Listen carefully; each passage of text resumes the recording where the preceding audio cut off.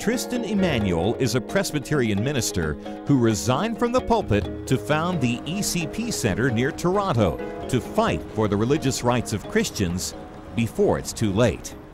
In Canada now, as a result of this hate crime legislation, plenty of Christians have gone through the human rights ringer as a result of homosexual activists claiming that somehow they've been offended by the message.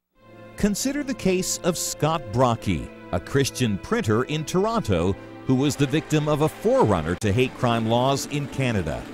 It all began in 1996 when a homosexual activist from the Canadian Lesbian and Gay Archives asked him to print some of their letterhead and propaganda.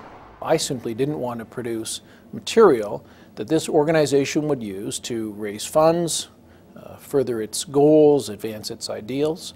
And so that was the issue. It wasn't him at all. It was the organization that I didn't want to help promote. I said, well, I'm a born-again Christian, and I think the Bible has a lot to say about this issue, and I'm sorry, but I can't print this material. So gathered up his proofs, and out he went, and sure enough, 2 weeks later, in came a registered letter from the Ontario Human Rights Commission saying that I had discriminated against Mr. Brillinger, I had violated his human rights, but that all would be forgiven for $5,000 and a letter of apology. Instead, he decided to defend himself. At the Board of Inquiry, the adjudicator, Heather McNaughton, she decided that I couldn't ever refuse any work based on my beliefs, period. She said that I was free to practice my religion in my home and in my Christian community, period. That's it.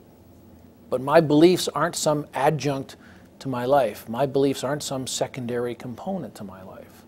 My love for God, my faith, that is my life.